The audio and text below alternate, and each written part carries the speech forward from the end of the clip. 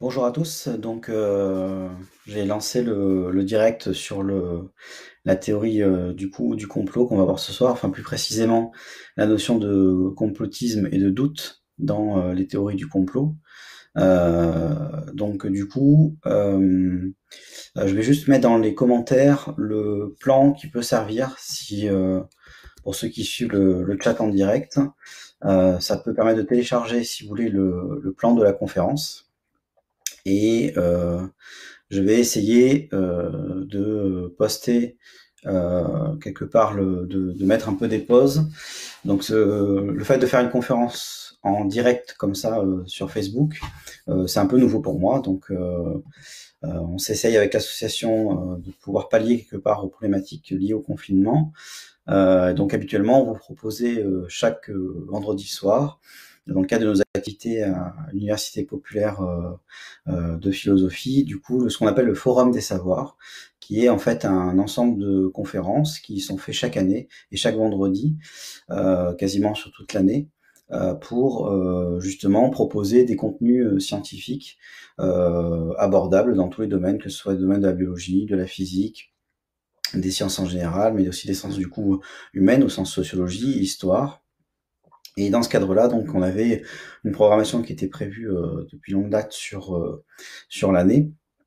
Et évidemment, les événements que nous connaissons aujourd'hui font que on a dû s'adapter. Et déjà, on a eu la chance de pouvoir être très réactif sur le fait de pouvoir faire, grâce à Facebook, des vidéos de ce type-là. Donc du coup, quelque part, on a improvisé un peu cette capacité à, faire quelque part ces vidéos pour occuper ceux qui souhaitent encore s'occuper par la philosophie, pour la connaissance en général, sans forcément cibler que de la philosophie, et derrière d'embrayer sur les thématiques. Donc on a improvisé la première conférence du Forum des Savoirs version Facebook pour ce soir. On l'a improvisé du coup sur une conférence que j'avais réalisée il y a maintenant 2 ans. Donc je m'appelle Pierre Spizzi, je suis membre de l'association Aldéran depuis maintenant une bonne dizaine d'années, et je fais des enseignements de philosophie, mais aussi je fais des conférences sur des thématiques autour de ce qu'on appelle la zététique, qui est un élément qui permet d'étudier des phénomènes dits paranormaux ou autres de manière scientifique. Et dans ce cadre-là, si vous voulez, les théories du complot font partie des éléments qui peuvent être étudiés dans ces cadres méthodologiques. Et donc là, je vais commencer justement la vidéo à proprement parler sur la théorie du complot. Donc n'hésitez pas à réagir sur le chat qui est à gauche de la vidéo. Ça me permettra moi de voir si vous avez des questions, n'hésitez pas à les poser non plus. Il y a une autre personne que moi qui est en même temps sur le live qui peut répondre à vos questions. Et moi j'essaierai du coup de voir si quelque part ça correspond, enfin si vous avez des questions, si je dois préciser des choses, et si quelque part je dois voilà, faire des pauses, etc. Donc normalement j'ai augmenté le son du micro de mon PC pour que vous puissiez mieux m'entendre. Donc j'espère que vous êtes tous, vous entendez tous correctement la vidéo. Alors je vais commencer donc cette conférence sur le complotisme. Et donc ce qui m'avait intéressé quand j'avais proposé cette conférence, ce qui m'intéresse toujours d'ailleurs, c'est la notion de complotisme, et plus précisément la notion de doute dans tout ce qui est théorie du complot. Parce que ce qui m'intéressait, ce qui m'interrogeait autour des théories du complot, ce qu'on appelle les théories du complot, c'est justement le fait que quand on les regarde, qu'on les observe, c'est des objets qui sont intéressants dans le sens où ils interrogent des faits, des événements, que ce soit par exemple un virus émerge, ou dans d'autres époques des tours jumelles s'écroulent. Et du coup, l'intérêt pour moi, c'était de comprendre finalement comment est-ce qu'on pouvait adhérer et aller voir des théories de ce genre que, à prime abord, si vous voulez, je ne juge pas forcément farfelue, d'accord, hein, c'est pas, il n'y a pas de jugement moral, je me positionne pas en disant que forcément toute théorie du complot est à rejeter et à débile, parce qu'il existe effectivement, historiquement, on verra des complots historiques, d'accord, donc qui sont relativement peu faibles en nombre, mais c'est des choses qui existent. Et donc l'idée qui moi m'intéressait au départ, c'était de savoir si je devais dissocier le doute le doute qu'on utilise en science, par exemple, avec le doute des théories du complot. Finalement, est-ce que l'objet de doute, c'était le même? Est-ce que, finalement, les gens qui adhéraient aux théories du complot sont légitimes à douter et quel type de doute ils utilisent? Et en plus, je voulais voir s'il y avait... si on avait aussi des moyens, les sciences avaient étudié la théorie du complot, il y avait moyen quelque part aussi de voir quelque part dans une théorie du complot si elle était vraie, si elle était correcte, comment on pouvait détecter, s'il y avait des éléments assez simples qui permettaient de détecter si une théorie était vraie ou fausse dans ce cadre-là. Donc je vous dis bonsoir à ceux qui arrivent. Ça fait, j'ai commencé il y a 5 petites minutes là, du coup l'introduction très très générique. Donc je vais rentrer un peu plus dans le vif du sujet. N'oubliez pas, donc je me permets de repréciser avant qu'on rentre un peu plus loin. En tout début de chat là sur le direct, je vous ai mis le lien Dropbox pour télécharger le plan de la conférence pour ceux que ça intéresse. Normalement c'est gratuit, ouvert, donc vous avez juste à le télécharger. Et sinon, vous avez dans le fil d'actualité de Facebook, vous avez le lien directement qui arrive. Donc, pour reprendre où j'en étais, donc ce qui m'a intéressé, c'est d'essayer d'avoir si on avait des éléments de méthodologie, c'est-à-dire des outils qui nous permettraient de savoir si une théorie du complot était d'entrée de jeu problématique ou pas par rapport à son contenu. Et donc pour ça, j'ai travaillé avec des ouvrages de sociologie, d'histoire, etc., qui ont étudié ces phénomènes-là d'un point de vue sur du long terme et qui ont fait un retour sur ces éléments-là. Alors, déjà, les premiers éléments introductifs, c'est juste ça, je pense que je vais surprendre personne dans le cadre de cette conférence, c'est que les théories du complot sont des choses qui sont extrêmement anciennes. D'accord, c'est des choses qui existent quelque part depuis qu'on a des traces écrites au sens historique et des choses comme ça. Vous avez par exemple des théories du complot pour l'assassinat de Jules César qui ont déjà été qui avaient été émises à l'époque, même s'il y a des choses qui sont avérées vraies, tout n'était pas forcément vrai. Donc finalement, c'est des phénomènes, si vous voulez, qui sont liés aux sociétés humaines et qui sont complètement en ligne avec la société humaine. La seule différence, si vous voulez, donc il y a une permanence de cette théorie du complot, et quelque part, je dirais que, sans se faire d'illusions, il en existera toujours. Et quelque part, ça fait aussi partie de la normalité de la société d'avoir des théories qui se formaliseront de cette manière-là. Ensuite, quelle est par contre la particularité de notre modernité face aux théories du complot? Eh bien, c'est ce qu'on appelle le marché cognitif ou le marché de l'information, qui a été présenté par plusieurs sociologues, dont un sociologue qui s'appelle Gerald Bronner, par exemple, qui a étudié ces phénomènes-là en détail. C'est le fait que l'existence et l'avènement quelque part de la sphère Internet, de la sphère médiatique au travers d'Internet, Facebook ou tous les autres supports que vous pouvez trouver, crée en fait, dans les constats que l'on fait actuellement, des biais par rapport aux théories du complot. Je m'explique. Dans les études qui ont été faites au niveau sociologique, en fait, quand on étudie sur Internet la diffusion des théories du complot, eh bien, pour une théorie du complot, vous allez trouver 90% des résultats sur Google, par exemple, pour un moteur de recherche, qui vont être en faveur de la théorie du complot, et vous aurez que 10% de sites qui seront des détracteurs, qui donneront des arguments contre les théories du complot. En fait, il y a une disproportion énorme, si vous voulez, dans l'existence et la pérennité des théories du complot sur Internet. D'accord? Tout simplement parce que Internet a un effet mémoire beaucoup plus important que d'autres supports, d'accord? Aussi parce que contrairement à d'autres époques où il fallait, pour pouvoir diffuser une théorie du complot, il fallait publier un livre, donc il fallait l'éditer, il fallait financer l'impression du livre. Maintenir un site internet, ça coûte pas grand-chose, et donc c'est facilement faisable. Donc il s'avère que, en fait, la mobilisation des gens qui adhèrent aux théories du complot sont extrêmement fortes à comparer de ceux qui sont les détracteurs des théories du complot. Et c'est pas forcément lié, si vous voulez, au nombre. D'accord, un petit nombre de gens qui adhèrent à des théories du complot qui soient extrêmement ésotériques ou bizarres pour nous, comme par exemple ce qu'on appelle les reptiliens, des gens qui pensent que derrière tous les personnages d'État ou autres, il y a des hommes cachés, des hommes lézards qui sont cachés derrière. Derrière, vous avez en fait, même si ça concerne peut-être 10 personnes, comme la Société des platistes, qui est la société qui revendique le fait que la Terre est plate, qui représente, je crois, un collègue de l'association avait fait une conférence, je crois que c'est 600 ou 700 personnes qui sont adhérentes réellement à la société. Donc c'est très peu comparativement au monde. Mais si vous voulez, par contre, ils ont une motivation qui est celle de porter leurs théories, leurs revendications, leurs idées. Et pour ça, ils ont un moyen, un média qui est très facile de diffuser. Et à contrario, si vous voulez, les gens qui sont quelque part des détracteurs ou qui vont amener des arguments rationnels qui vont être contre ces théories du complot sont en fait des gens qui vont faire très peu comparativement l'effort d'aller proposer des argumentaires pertinents, structurés, face aux arguments des complotistes, ceux qui adhèrent aux théories du complot. Et donc, du coup, dans ce cadre-là, si vous voulez, ça crée une disproportion. Et quand vous êtes une personne qui est indécise, vous n'avez pas forcément d'avis sur tel ou tel complot, sur telle ou telle opinion, eh bien, il est beaucoup plus facile de trouver une information qui va relever et qui va justifier de la théorie du complot qui est en cours. D'accord?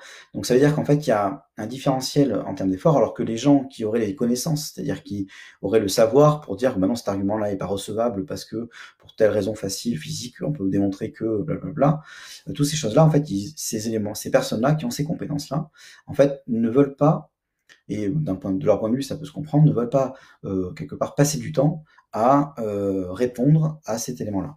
Et le problème que ça a pu créer, que ça peut créer, c'est que, eh bien, du coup, on en est à des proportions qui sont tellement importantes que, sur certains aspects, ça peut arriver à déstabiliser les structures démocratiques dans lesquelles on est, au sens de fondamentaux, parce que les structures démocratiques sont basées sur de la pensée rationnelle, sur l'idée que les êtres humains ont une capacité de raison et doivent évaluer le système politique, environnemental, démocratique par rapport à cette capacité de raison.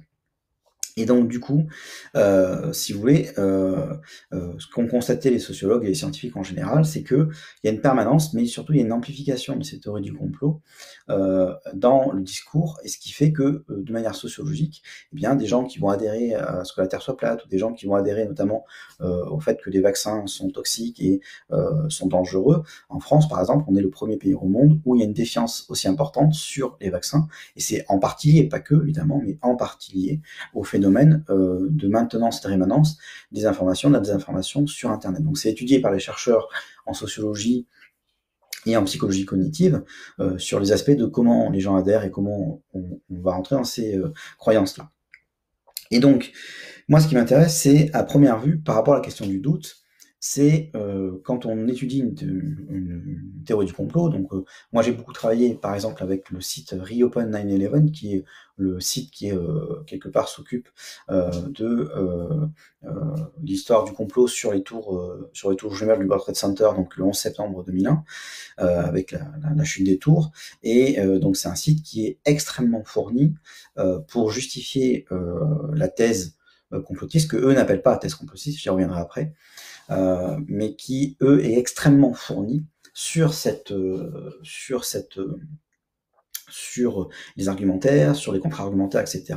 Et donc qui est pour moi un cas d'école en termes de densité, en termes de qualité d'écriture vis-à-vis des contre-arguments qu'on pourrait trouver. Et en plus, on va retrouver un certain nombre de complots stratégiques et structurants dans le Reopen 9/11. Donc, quand on étudie par exemple ce complot-là, donc évidemment je pourrais parler de complots contemporains, parce que évidemment notre situation actuelle a fait naître aussi un certain nombre de complots, de questions sur l'émergence du virus, du coronavirus, pourquoi il a émergé là, quand, comment, quels sont les intérêts. Donc c'est tous des mécanismes dont je vais un petit peu parler ce soir. Et donc, à première vue, si vous voulez, les théories du complot, en tant qu'objet, elles interrogent des faits. Un événement arrive, et eh bien, sur cet événement-là, des questions se posent, et donc il y a une légitimité, si vous voulez, à revendiquer, ben oui, ok, il y a un nouveau virus qui arrive, il y a des tours jumelles qui s'écroulent, du coup, quelque part, comment ça se fait, pourquoi ça arrive et pourquoi ça se fait? C'est-à-dire qu'il y a un effet, quand sur certains événements, un effet de stupéfaction qui fait que ben, on se pose des questions et que derrière, on va essayer de comprendre ce qui peut se passer.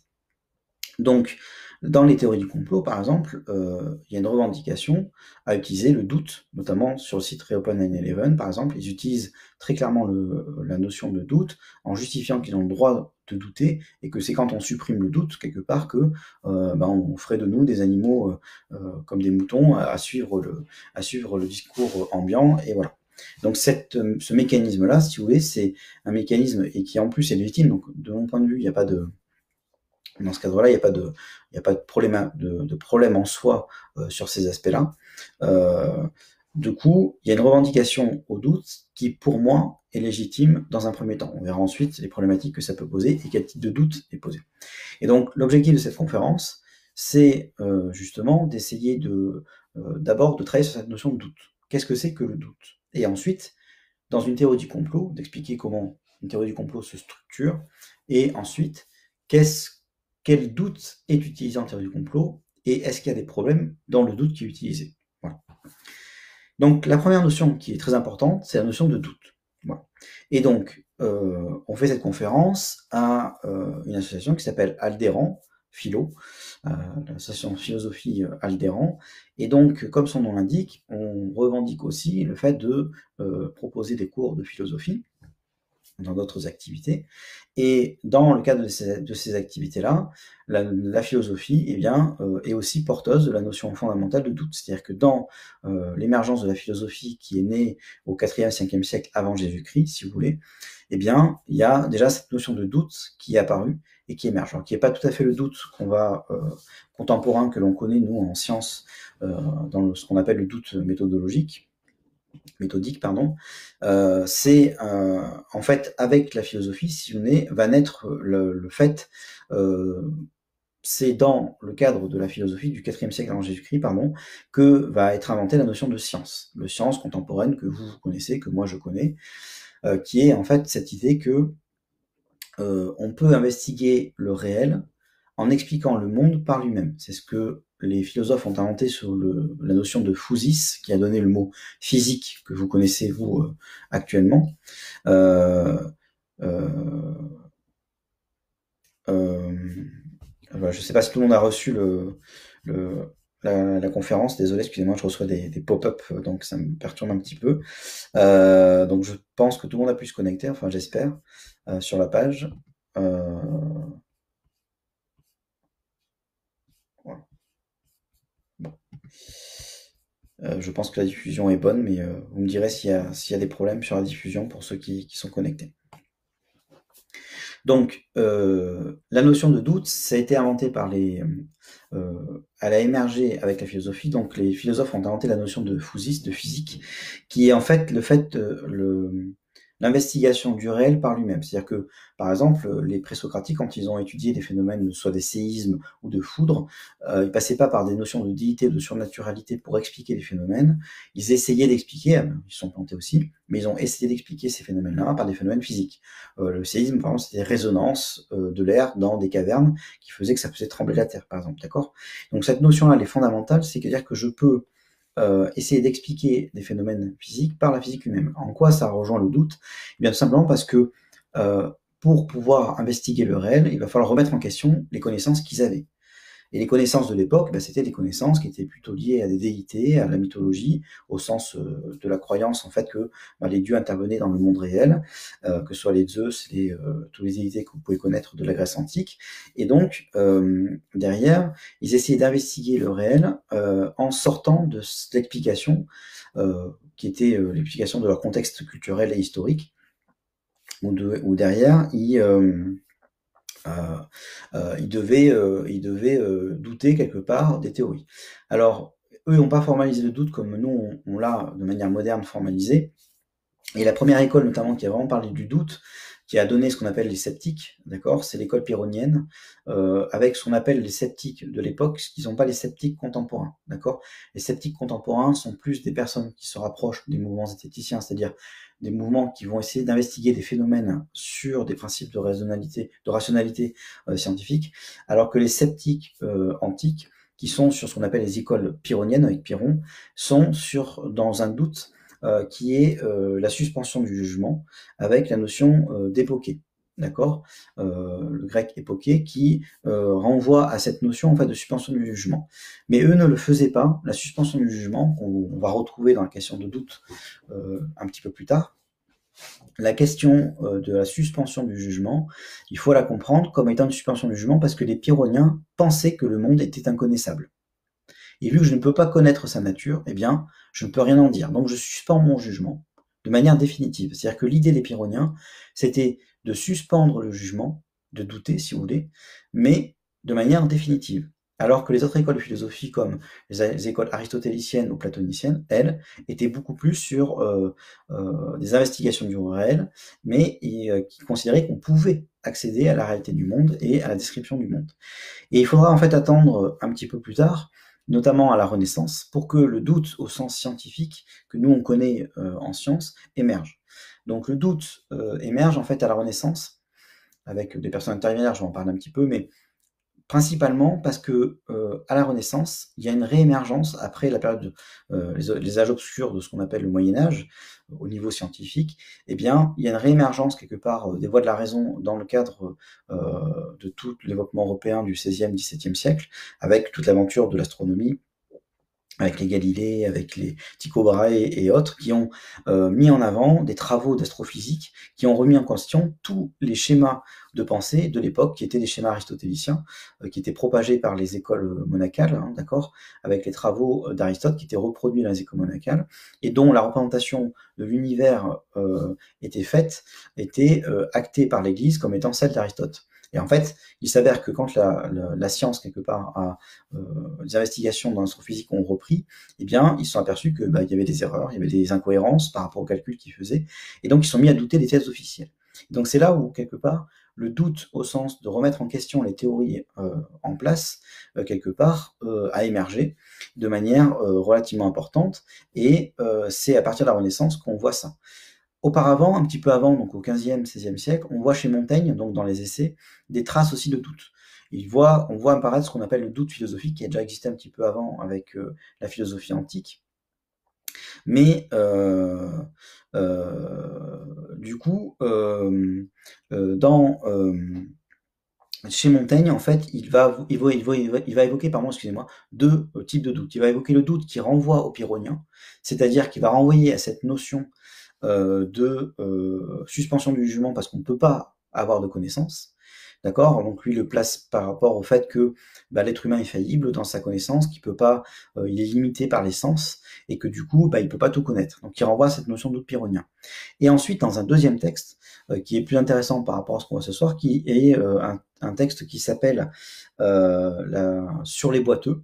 Donc je vous laisserai découvrir, pour ceux qui veulent lire les essais, chercher directement le texte, hein, sur les boiteux. Donc en fait, il étudie un phénomène de société de son époque où il y aurait des capacités à soigner les gens au travers de la sorcellerie. Et donc, il faut savoir que Montaigne a écrit ce texte donc, pour émettre des idées, des doutes sur le fait, quelque part, que la sorcellerie existait et qu'elle était en plus de capacité de soigner, etc., les boiteux, etc. Et il faut savoir que quand Montaigne écrit ce texte, il risque sa vie. Parce que dans le contexte du XVe, XVIe siècle, la sorcellerie, elle est reconnue, et que si on critique, quelque part, si on remet en question la sorcellerie, eh bien c'est pénalisable de la peine de mort. D'accord? Donc c'est-à-dire que Montaigne écrit ce texte en disant il a des doutes. Il dit quand même c'est bizarre, il est sur une espèce d'approche un peu justement sceptique sur les miracles qui peuvent se produire, et il essaie de comprendre déjà est-ce que ces miracles c'est vraiment des miracles, est-ce que c'est possible, etc. Donc il interroge cette réalité-là, et il fait quelque part une investigation un petit peu scientifique par rapport à cet élément-là.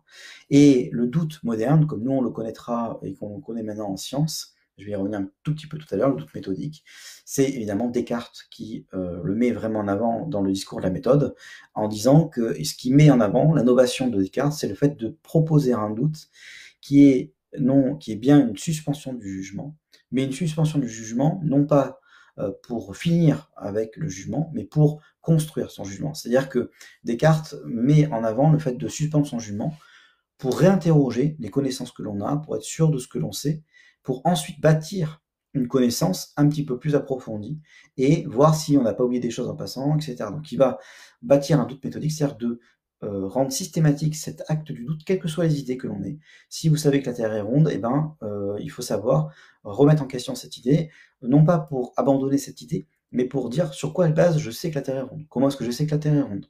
Est-ce que j'en ai fait l'expérience? Est-ce que moi je peux le montrer? On me montre des photos peut-être, ok, mais est-ce que moi-même j'ai des moyens de savoir? Est-ce que j'ai vraiment fait le travail intellectuel de comprendre ce que ça voulait dire et de voir comment est-ce que je peux, moi, savoir si cette Terre est ronde ou pas? On y reviendra un petit peu après. Donc Descartes, si vous voulez, il invente cette notion de doute, de méthodique qu'on va voir juste après.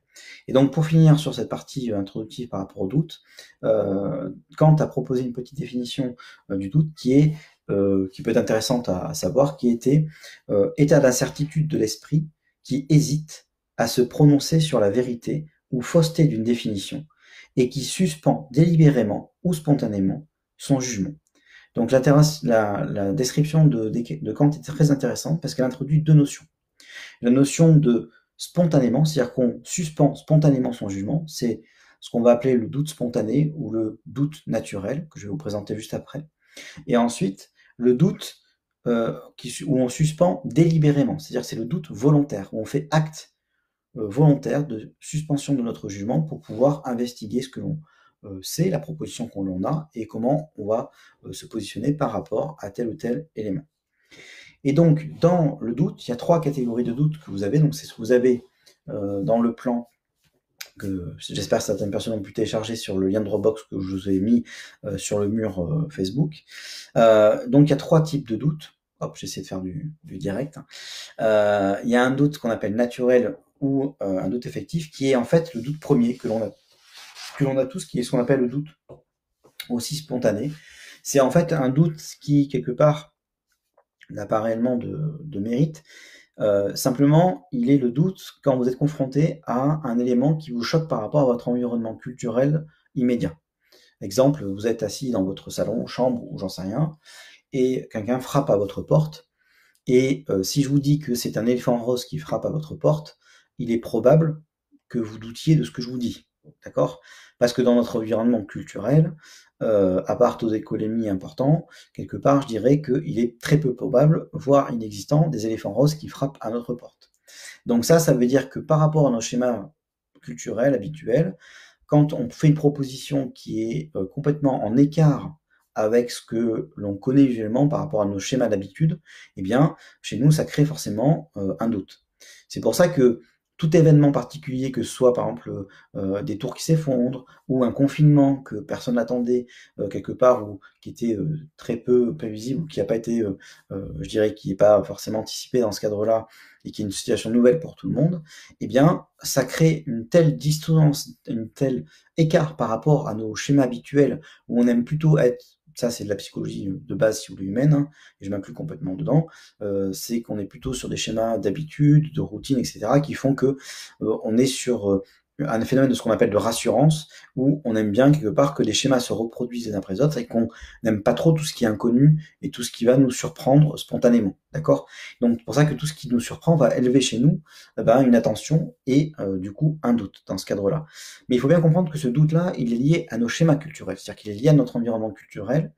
C'est pour ça que si par exemple vous vous téléportiez dans le temps au Moyen-Âge et que vous arriviez en disant oui, au fait, la Terre, elle tourne autour du Soleil, en fait, on est dans un univers qui est infini, et nous, notre système solaire, parce que oui, c'est un système, il y a plusieurs planètes, en fait, on est perché dans une petite morceau d'une galaxie qui en a des milliards partout. Si vous arriviez avec cette vision-là de l'univers, quelque part, certainement, on douterait de vous. On prendrait certainement pour un fou parce que les schémas de représentation au Moyen-Âge de l'univers sont aux antipodes de ce que nous on peut connaître aujourd'hui. Et pourtant, ami, c'est vous qui avez raison d'un point de vue scientifique, mais dans le cadre de la culture de l'époque, ça paraîtrait complètement disproportionné par rapport à leur schéma culturel de l'époque. Donc ça, c'est le doute spontané, le doute effectif, le doute premier, quelque part. Ensuite, vous avez ce qu'on appelle le doute philosophique, ou doute volontaire. C'est-à-dire que là, les individus, donc c'est ce qu'on a en philosophie, c'est ce que Montaigne a fait en philosophie, c'est-à-dire que c'est l'idée de pouvoir créer une distance par rapport à ce qui m'est proposé, pour évaluer ce qui m'est proposé, et pour pouvoir me positionner par rapport à ce qui m'est proposé. C'est un instrument d'ouverture, quelque part, où on connaît les éléments de faiblesse de l'esprit humain et on les intègre en disant que oui, doutons un peu. C'est par exemple des doutes, si vous voulez, dans ces débats-là, c'est pas des débats forcément sur du vrai et du faux, par exemple, c'est des doutes par rapport au schéma culturel. Par exemple, Montaigne, dans des textes, montrait très bien que eh bien nous, par exemple, quand on est à table, on a l'habitude, je sais pas, d'avoir une serviette, d'avoir des couverts. Bon ben, il existe des cultures, des pays qui n'ont pas ces habitudes-là. Et donc, si vous voulez, le doute philosophique, c'est le fait de dire que bah, nous, on a fait des choix culturels, mais c'est pas parce que ces choix-là sont faits que c'est forcément des bons choix. C'est pour ça que ben, pour nous, dans notre culture, rôter à table, c'est pas correct. Dans d'autres cultures, ça fait partie des principes, quelque part, de bienséance pour dire qu'on a bien mangé, etc. Donc, si vous voulez, c'est pour instaurer une relativité par rapport à des schémas de pensée, par rapport à des manières de fonctionner, quand on n'est pas sur des notions de vrai ou faux. C'est essentiellement dans les schémas culturels. Par exemple, nous, on est plutôt sur des modes de société où, par exemple, bah, nos familles sont des familles avec un père, une mère, et puis voilà, la famille un peu Ikea, si vous voulez. Bon, bah, c'est des schémas qui n'existent pas forcément partout. Et puis, il y a d'autres schémas de famille qui existent, qui sont tout autant pertinents. Simplement, si vous voulez, ça relève pas du vrai ou du faux de ça. Par contre, ce qui arrive, c'est que parfois on va justifier nos schémas culturels en essayant de les ramener sur des schémas de vrai ou faux, en disant qu'il faut faire comme ça parce que on a toujours fait comme ça, et donc c'est comme ça qu'il faut faire. Alors que dans le doute philosophique, c'est justement de prendre une opposition par rapport à ça en disant bah oui, on peut faire comme ça, peut-être que la majorité des gens font comme ça, mais si à la limite la personne veut faire autrement et que quelque part il n'y a pas de problème vis-à-vis de la société, vis-à-vis de faire du mal aux autres, ben, il n'y a aucune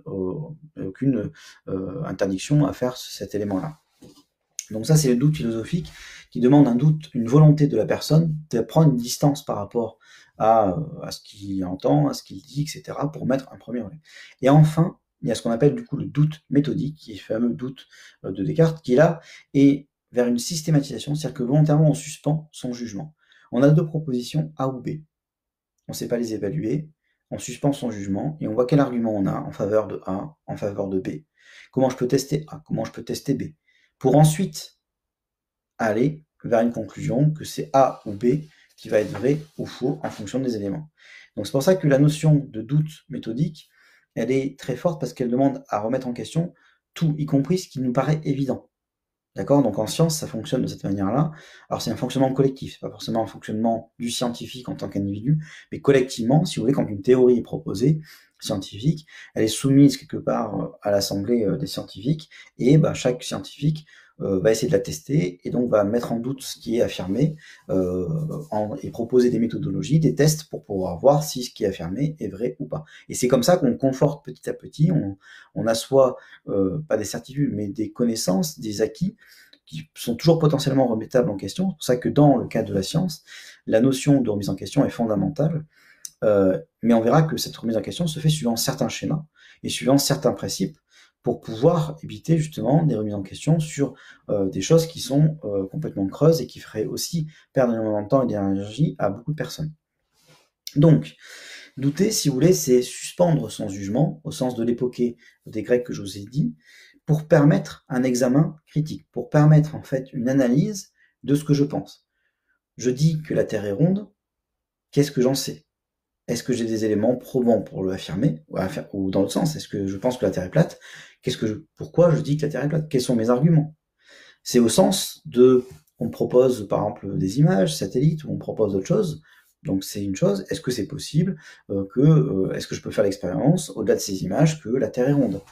D'accord? C'est ce que vous avez par exemple sur l'expérience de l'arrivée d'un bateau à l'horizon. C'est une des premières expériences qu'on peut faire pour voir que la Terre est ronde, qu'il y a une sphérécité dans la Terre qui est ronde. Et bien quand vous prenez les jumelles pour voir arriver un bateau, vous voyez émerger le mât à l'horizon et vous voyez pas émerger un petit bateau qui grossit. D'accord? Et le fait de voir sortir de l'horizon un mât, puis progressivement l'objet, vous montre qu'il y a une sphéricité de la Terre, et en plus, après, avec les ombres, par exemple, vous pouvez vous amuser à calculer, tenter de calculer le diamètre de la Terre en fonction de l'inclinaison du Soleil, etc. Donc, tout ça pour vous dire que la notion du doute systématique, c'est aussi le fait de remettre en question systématiquement ses connaissances, pas pour forcément les détruire, mais pour asseoir ses connaissances sur des éléments probants de doute, d'arguments probants. Et donc le doute, si vous voulez, il faut aussi le percevoir comme étant dans le cheminement de la connaissance. Ça, c'est aussi une innovation qu'a amené Descartes et après d'autres penseurs, c'est que c'est un des éléments pour arriver à la connaissance, au sens d'une connaissance objective. C'est-à-dire que le doute permet de suspendre son jugement, d'admettre à l'analyse critique les théories qui me sont proposées, et ensuite, l'objectif n'est pas de rester là. Contrairement au doute pyrrhonien, où on suspend son jugement et on en reste là, dans le doute contemporain, c'est de suspendre son jugement temporairement pour évaluer ce qui m'est proposé, et ensuite, eh bien, venir statuer sur une situation. Et si je suis pas capable de statuer à l'instant T, ben je mets entre parenthèses ces décisions-là que je reporterai quand j'aurai les éléments pour le faire. Donc le doute, si vous voulez, c'est l'idée de faire un contrepoint par rapport à toutes les idées hâtives, toutes les idées premières. La notion du doute en philosophie et en science, c'est aussi de dire que je peux avoir des pensées spontanées, mais il n'y a rien qui en elle-même légitime la pensée que j'ai. Je peux avoir un avis, si vous voulez, sur n'importe quel sujet d'actualité. Il n'est pas en moi-même, je suis pas, si je suis légitime pour avoir un avis sur cet événement d'actualité. D'accord? C'est-à-dire qu'il faut que l'idée de ce doute-là, c'est aussi de quelque part de se méfier de ses propres pensées et de pouvoir les évaluer pour ce qu'elles sont et de savoir si on a les éléments rationnels pour pouvoir avoir un avis, on peut se tromper, hein, mais un avis déjà construit rationnellement par rapport à ce que l'on pense. Donc douter, c'est ce que disait Alain, c'est douter, c'est examiner sans précipitation, c'est douter contre la puissance de croire. Pourquoi est-ce qu'il disait ça? Parce qu'en fait, dans le cadre de l'humanité, adhérer à des croyances est extrêmement facile, et c'est des choses qu'on connaît tous, quels que soient nos domaines différenciés. Et donc, c'est-à-dire que ce que disait Alain, c'est que il est plus facile pour l'être humain d'adhérer à des croyances parce que ça propose des schémas explicatifs du monde qui sont plus simples, qui vont être plus simples à comprendre, qui vont être plus immédiats dans l'accession. Et donc, du coup, on a tous tendance à adhérer plus facilement à des croyances en fonction de nos schémas culturels, d'accord, en fonction de ce à quoi on croit, ce à quoi on adhère en termes d'idées politiques, en termes d'idées ce que vous voulez. Et donc, du coup, le doute, il est un objectif de l'individu d'examiner ce qui m'est proposé, que ce soit ses propres pensées ou celles, quelque part, que l'on a dans des discours ou dans des opinions externes, et derrière, de pouvoir l'évaluer. Ensuite, la notion de doute, elle est sur le principe de refus de tout autoritarisme de principe. C'est-à-dire que la notion de doute est stratégique en philosophie et en sciences, parce que justement, tout le monde peut douter et tout est doutable. D'accord? C'est-à-dire que, par principe, il n'y a rien qui ne peut échapper au doute. On a le droit de pouvoir remettre en question l'intégralité. C'est-à-dire que, contrairement à ce que parfois on peut penser quand on veut acheter des yaourts ou des dentifrices, c'est pas parce qu'il y a une blouse blanche qui me dit que forcément c'est vrai. J'ai le droit de remettre en question les propositions qui me sont faites, les affirmations qui me sont faites. En soi, c'est pas problématique, d'accord? Donc ça veut dire que dans cet esprit-là, si vous voulez, dans l'esprit philosophique du doute, le doute met sur un pied d'égalité tout le monde. Même que ce soit Einstein ou le boulanger du coin qui me le disent, c'est pas parce qu'il est Einstein ou que c'est boulanger qu'il a plus ou moins raison. C'est en vertu de l'argument qui m'est proposé et en vertu de comment il fonde son argument. D'accord? Donc évidemment, ça demande d'examiner l'argument, ça demande d'avoir un certain nombre d'éléments derrière pour l'évaluer. Mais du coup, il faut bien comprendre qu'on peut douter de tout. C'est pour ça que même dans le cadre, par exemple, d'événements historiques particuliers comme le génocide ou comme d'autres, on a le droit de douter de ces éléments-là. C'est différent de ce qu'on appelle le négationnisme.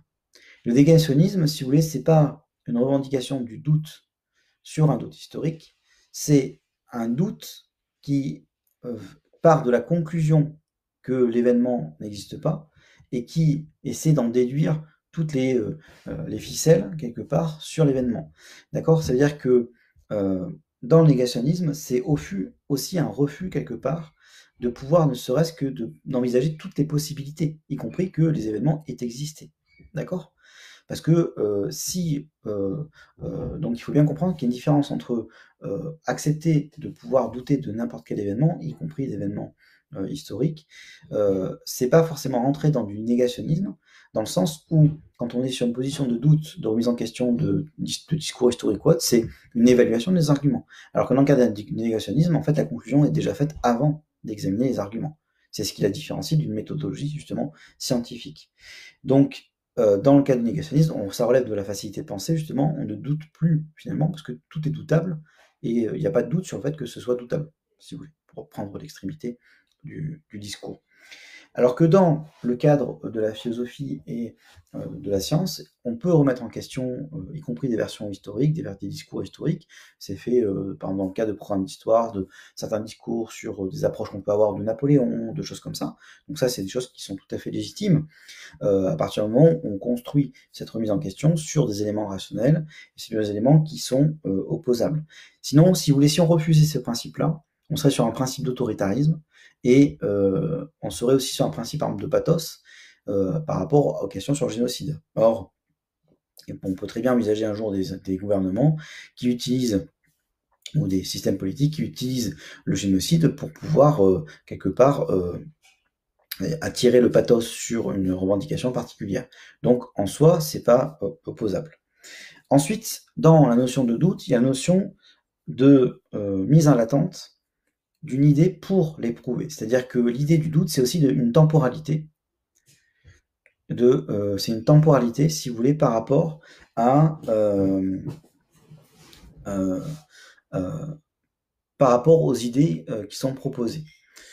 Par exemple, dans le cadre de la science, il y a les premières personnes qui ont proposé les mouvements des plaques, au sens des plaques géophysiques, d'accord, le fait que les continents se déplacent les uns par rapport aux autres. Si vous voulez, il y a certains scientifiques qui ont dit que c'était de l'hérésie, que c'était débiles, voilà, mais d'autres ont pris quelque part acte de cette proposition et ont fait des mesures, des tests pour vérifier si c'était vrai. Il s'avérait que c'était vrai.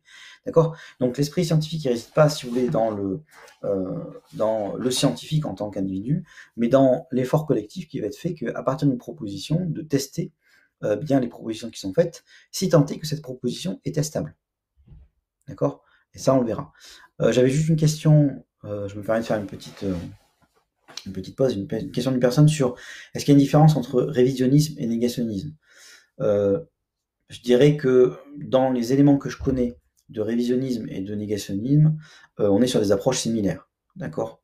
Le révisionnisme va peut-être jouer sur les mots pour faire ça, mais c'est pareil, dans les approches révisionnistes que moi je connais, alors je ne prétends pas connaître toutes les approches qui peuvent exister, mais sur le principe, en histoire, les débats d'historiens sont des débats où ils remettent en question des interprétations, des lectures, etc. Donc là-dessus, il n'y a aucun souci. Mais quand on parle de systématisme au sens du révisionnisme, là on est sur des schémas qui sont problématiques parce qu'on n'est plus sur l'acceptation du fait que, en gros, le révisionniste, si vous voulez, il est le même principe que le négationniste, il va être sur le fait de dire que, eh bien, la conclusion, elle est déjà prise avant de commencer le débat, si vous voulez, d'accord? Et donc ce sera ce sera une fausse discussion argumentaire qui va se tenir et qui aura lieu dans ce cadre-là. Je vais y revenir un petit peu après dans ce cadre-là. Donc tout ça pour revenir sur la question du doute, pardon, je reviens sur mon plan. Donc la notion de doute, c'est un concept qui est stratégique et qui est très important pour découvrir et pour bâtir de la connaissance. C'est pour ça que ça fait partie des piliers qui ont été définis par certains épistémologues de la science. Donc les épistémologues, c'est ceux qui étudient la manière dont travaillent les sciences pour dégager des connaissances objectives sur le monde. Donc c'est quels outils vous utilisez, quels moyens.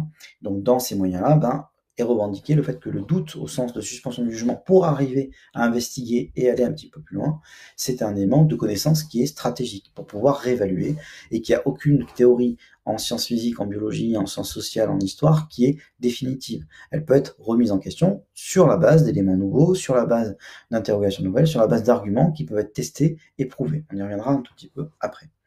Donc la finalité épistémologique du doute, du coup, c'est pas de rester sur le doute, mais bien de suspendre le jugement, de pouvoir aller un petit peu plus loin, de bâtir une connaissance.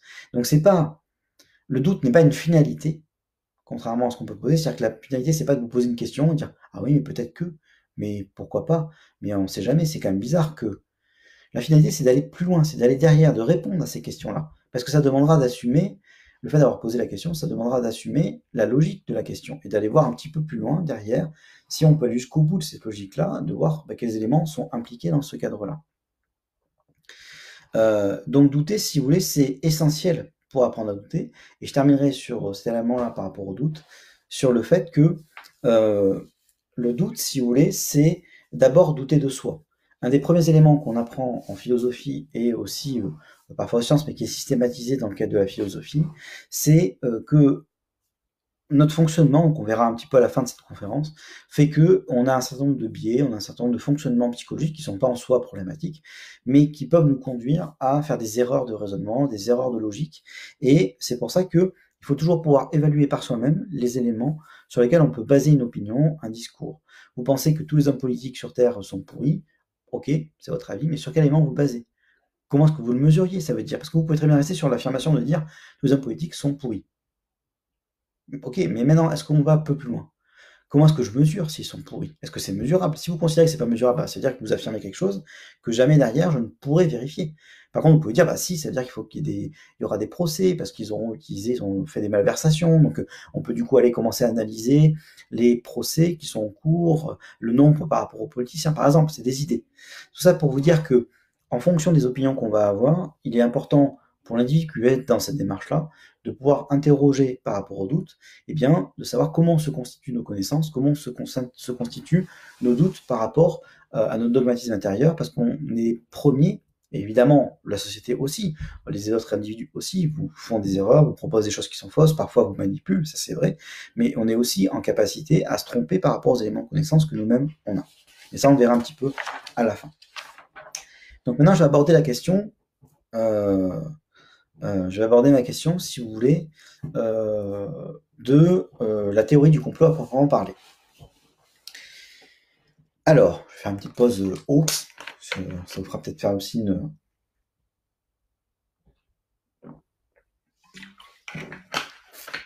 une pause. Je ne fais pas de pub, donc j'espère que... Voilà. Donc on va aborder la question du théorie du complot. Ce que je vous ai présenté dans la première partie, c'est la notion de doute, comment elle peut être utilisée en philosophie, en sciences, et aussi le doute du quotidien.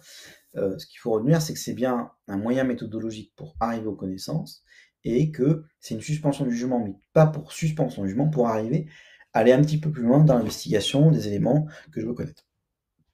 Bon, première étape. Deuxième étape, on va parler de la théorie du complot. Théorie, et ça c'est très important, je dis bien théorie en le mettant entre guillemets. D'accord? Parce que, y compris dans les historiens et sociologues qui ont étudié la théorie du complot, ils utilisent la notion, le mot théorie du complot. Mais il faut bien comprendre que le théorie, on le met toujours entre guillemets, parce que c'est ce que je vais vous présenter tout de suite, on est plutôt sur une pensée conspirationniste. D'accord? Théorie aura pour valeur, si on veut être un petit peu rigoureux, pour valeur dans le cadre des sciences ou dans un autre cadre, mais qui aura une certaine structure qui permettra de pouvoir le qualifier de théorie. D'accord? Je vais l'expliquer un tout petit peu plus loin dans pas très longtemps. La première prérequis qu'il faut, c'est de savoir que l'on peut étudier les théories du complot en tant qu'objet de science. D'accord? Ça peut paraître bête de dire ça, mais un phénomène, quel qu'il soit social, physique, culturel, c'est un objet qui parfois est complexe à comprendre, parfois a beaucoup d'éléments à intégrer pour pouvoir le percevoir. Il n'empêche que c'est un élément qui est étudiable. D'accord? C'est-à-dire qu'il y a des gens, des individus qui peuvent se mettre à étudier, à théoriser, à essayer de comprendre comment ça fonctionne, au même titre qu'une croyance peut être étudiée, par exemple. Le cas des théories du complot n'échappe pas à la règle, et donc il y a des sociologues, des psychologues, il y a des neurologues, des psychologues cognitivistes qui l'étudient, pour comprendre les mécanismes qui sont en jeu derrière cet élément-là.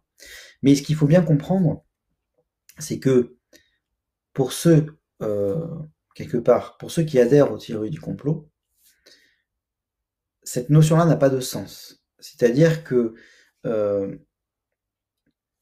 quand je vais étudier un phénomène de ce type-là, si j'adhère à ce phénomène-là, j'aurai énormément de mal à l'étudier. Parce qu'étudier ce phénomène-là demande à prendre du recul par rapport à ce phénomène-là et à comprendre quelque part les erreurs que je peux commettre dans ce cadre-là. Donc il faut comprendre que ce que je vous présente tout de suite sur les structures, c'est pas des choses forcément qui sont partagées par les gens qui adhèrent aux théories du complot. Les gens qui adhèrent aux théories du complot ne se perçoivent pas en tant que croyants d'une théorie du complot. Ça, c'est ceux qui décrivent les gens qui y adhèrent, mais ceux qui vivent cet élément-là ne se perçoivent pas. Vous avez la même problématique, la même question dans le cadre des religions. Une personne qui est croyante, si vous voulez, ne se perçoit pas comme elle va pouvoir s'affirmer comme croyante de sa religion, mais ne se perçoit pas comme une personne qui adhère à un ensemble de croyances d'une religion, dans le sens où ils perçoivent pas, si vous voulez, les structures communes qui vont être communes à toutes les religions, à tous les éléments, qui vont structurer les différentes choses dans ce cadre-là. Pour eux, si vous voulez, ils vivent la religion, ils vivent leurs croyances de manière pleine et entière. Pour eux, c'est une réalité, d'accord? C'est pas quand je vous dis on croit ou pas à l'existence de Dieu. Pour les gens qui adhèrent à la croyance de l'existence de Dieu, il n'y a pas de notion de croyance de Dieu. Dieu existe pour eux, d'accord? Ils peuvent avoir des doutes, ils peuvent s'interroger, mais finalement, quelque part, pour eux, il y a une réalité qui est cette déité en laquelle ils adhèrent. Au même titre que quand les gens adhèrent à une théorie du complot, il y a une réalité qui est la théorie du complot, et quelque part, pour eux, c'est pas une théorie du complot, c'est un complot. Il existe, il est là, il est devant les yeux, et ils ont tous les éléments pour pouvoir vous démontrer qu'il existe. Donc il faut comprendre que en présentant la structure des théories du complot, c'est pas pour autant que je démontre quelque part que il y a des gens qui adhèrent, etc. Simplement, en tant qu'objet, je vais étudier ce phénomène sociologique et je vais montrer que, on va montrer plutôt qu'il y a des structures communes, qu'il y a des éléments communs de discours qui peuvent être quelque part différents. Pour exemple de ce que je viens de vous dire, sur le site Reopen 9/11 que je vous citais tout à l'heure, eh bien, dans les pages et les pages qui sont sur le site, hein, donc il y a énormément de contenu sur ce site-là. Il y a notamment le fait que Reopen va jusqu'à qualifier de thèses complotistes, si vous voulez, les thèses gouvernementales, les thèses dites officielles, les thèses des experts X ou Y qui ont travaillé sur cet événement-là. Et donc, c'est eux qui vont qualifier les autres de complotistes, parce que pour eux, le mot complotiste est aussi péjoratif. D'accord? Que adhérer à une théorie du complot, pour eux, c'est tout en péjoratif. Ils vont pas dire j'adhère à la théorie du complot du World Trade Center ou du 9/11, ou j'adhère à la théorie du complot, des choses. Pour eux, c'est la réalité. D'accord?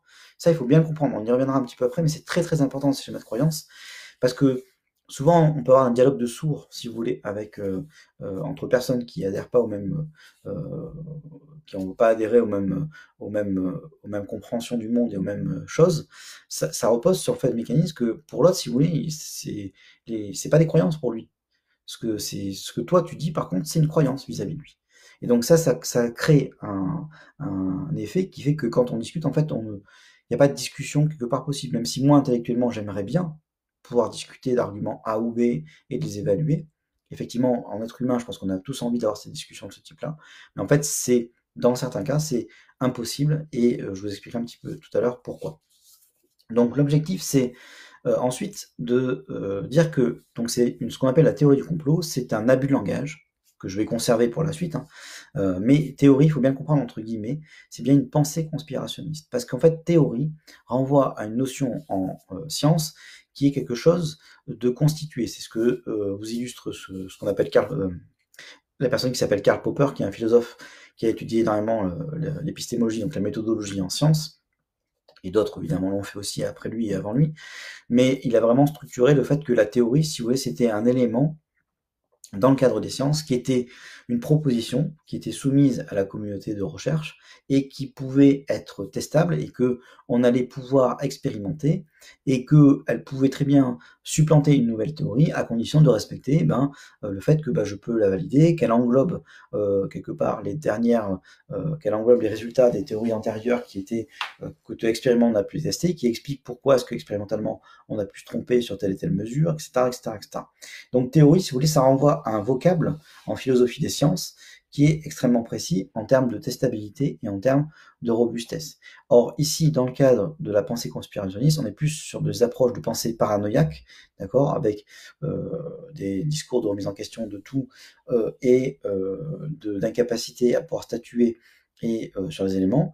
On n'est pas sur une théorie. Et en plus, surtout, c'est que les théories, les propositions qui sont faites dans le cadre de ce qu'on appelle les théories du complot sont en fait des théories non testables. Par exemple, si vous allez sur le site, encore une fois, de Reopen 9/11, eh bien, vous vous apercevrez que la théorie qui a limite l'hypothèse qu'ils auraient, historique, de discours, que l'événement qui s'est produit s'est basé sur tel et tel type, eh bien, n'est pas formalisée n'est pas écrit de manière précise en disant on pense que c'est telle personne qui a commis tel acte en faisant telle chose. Ce qui permettrait, si vous voulez, derrière à des gens de prendre acte de cette chose-là et de le tester, de le vérifier, de le mesurer, d'aller voir historiquement si je peux trouver des liens, des choses comme ça, d'accord?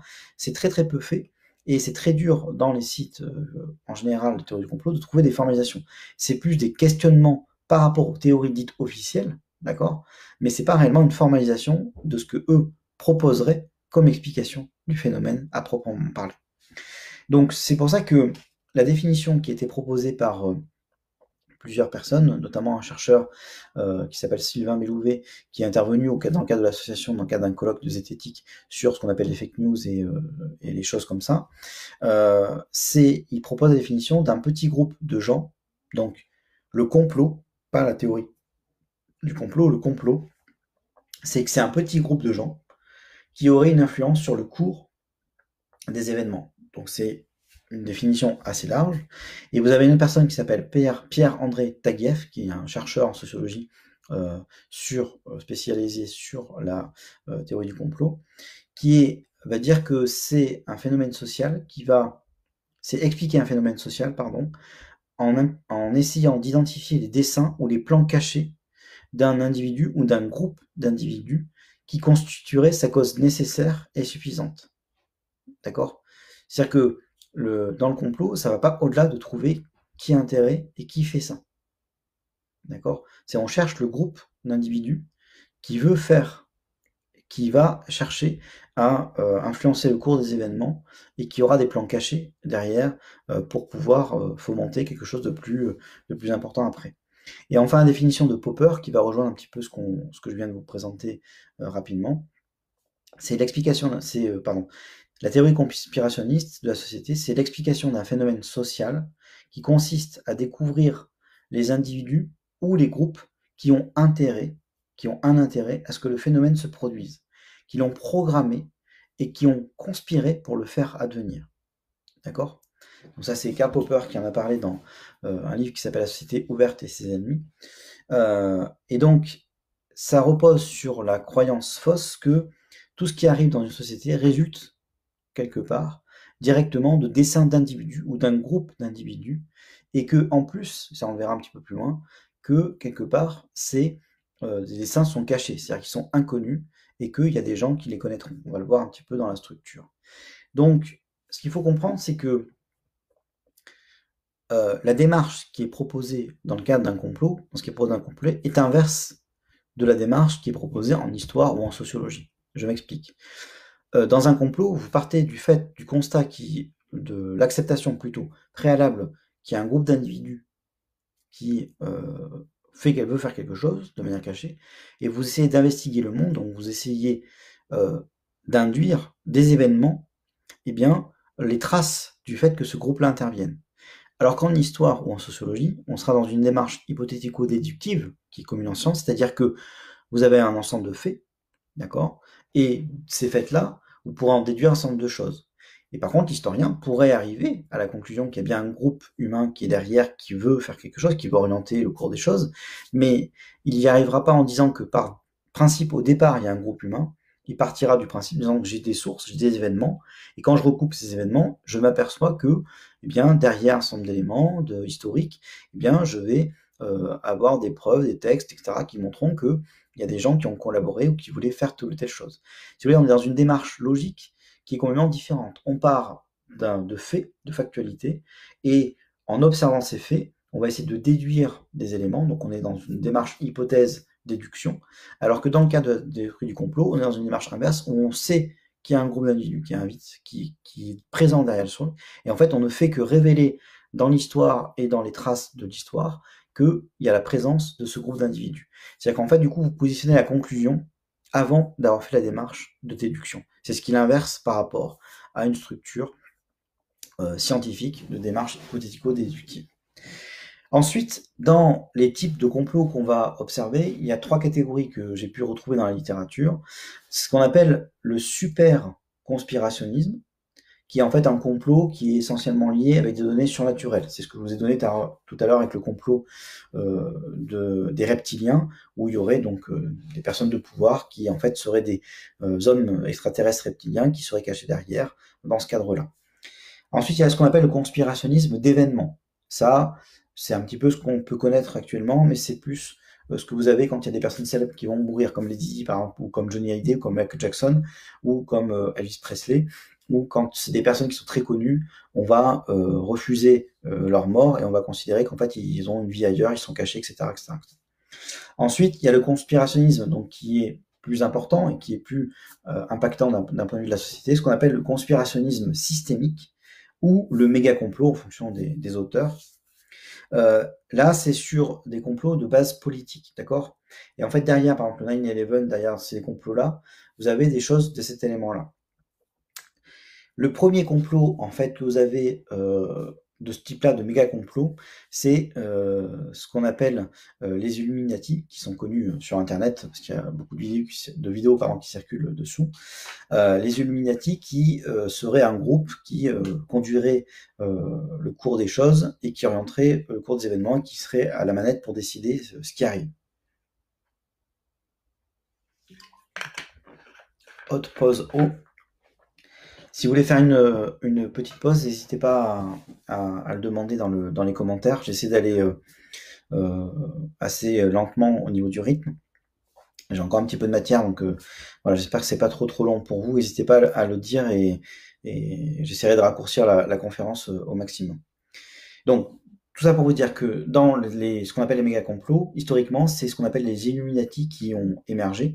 Donc là, on parle post-Révolution française, hein, aux alentours de 1700-1785, avec en fait l'histoire des Illuminati, c'est d'abord ce qu'on appelle les Illuminés de Bavière, qui était en fait un groupement, une société secrète, donc qui a bien existé entre 1776 et 1785, qui a ensuite été interdit et qui avait pour objectif, donc qui était basé sur l'idée de pouvoir propager la philosophie des Lumières dans l'Europe pour pouvoir arriver à un avènement de société démocratique et autres. Donc on est sur des positionnements maçonniques et des positionnements sur la philosophie des Lumières. Et en fait, il s'avérait un abbé qui, lui, était contre justement la philosophie des Lumières, qui s'appelle abbé Augustin de Barruel, d'accord, qui, dans ses mémoires, a évoqué l'idée que la Révolution française, c'était quelque chose qui était contre les catholiques, et que du coup, il a cherché quelque part à expliquer quelque part ceux qui étaient à l'instigation de cette Révolution française, ceux qui étaient contre les catholiques, et donc il a quelque part accusé la société des Illuminés de Bavière d'avoir propagé justement la Révolution française et les idées des Lumières pour pouvoir faire tomber le système monarchique en place en France. Et donc ça veut dire que il n'y a pas eu de participation, si vous voulez, à un complot mondial de cette société, qui est une société relativement petite en termes de nombre et d'impact en plus. Mais par contre, elle a eu une trace importante, c'est parce qu'on l'a associée à des loges maçonniques. Et donc, en fait, de ce départ-là, par les textes, sera propagée l'idée qu'il y a un complot maçonnique pour diriger quelque part l'Europe et les mouvements européens, pour partir à la conquête du monde. Et donc, c'est la deuxième, c'est une étape ensuite qui va être constituée au cours du XVIIe et du XVIIIe siècle, pardon. Et ensuite arrivera au XIXe, XXe siècle la judéaisation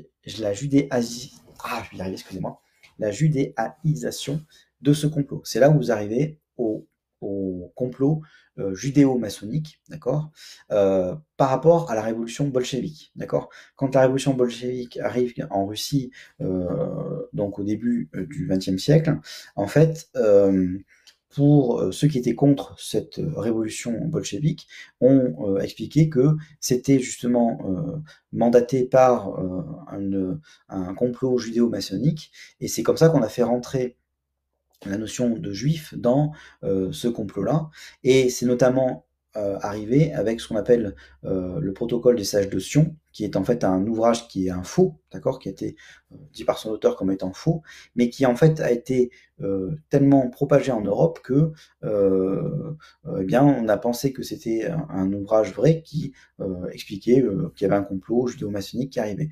Et c'est dans cette cet élément-là, si vous voulez, historiquement, que c'est un élément, si vous voulez, qui participe de tout ce qu'on a connu au XXe siècle en termes d'horreur, parce que, alors, on va dire que ce qui arrivait à la Seconde Guerre mondiale par rapport à la Shoah a d'autres héritages encore peut-être plus profonds dans la société que simplement cette théorie du complot. Mais si vous voulez, les théories du complot au sens des protocoles des 16 de Sion a participé, puisqu'on a retrouvé notamment chez Hitler un discours d'un historien qui tenait ces thèses-là. Et donc c'était quelque chose qui, à l'époque, était quelque chose qui était véhiculé de manière assez facile. Donc qui a participé, je ne sais pas de quelle mesure, mais qui a participé à propager l'idée que les Juifs étaient à la gouverne pour quelque part contrôler le monde. Ça a même été repris par exemple par Churchill, d'accord, le personnage historique Churchill, où en février 1920, il a fait l'intervention à la BBC où il reprenait l'idée d'un complot bolchevique basé sur un complot judéo-maçonnique pour expliquer la révolution, d'accord, qui a ensuite été propagée aux États-Unis à travers des penseurs comme Nesta Webster, qui a propagé cette idée-là aussi.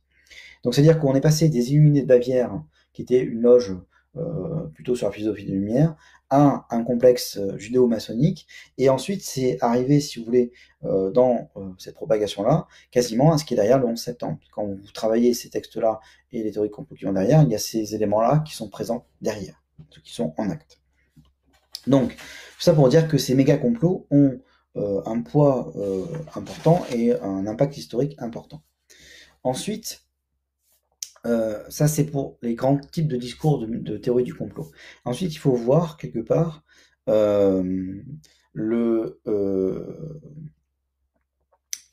les structures du discours du théorie du complot. Qu'est-ce que vous allez retrouver de manière commune aux théories du complot qui vous permettent quelque part de voir que vous avez comme objet en face de vous une théorie du complot, enfin une proposition par rapport à ça.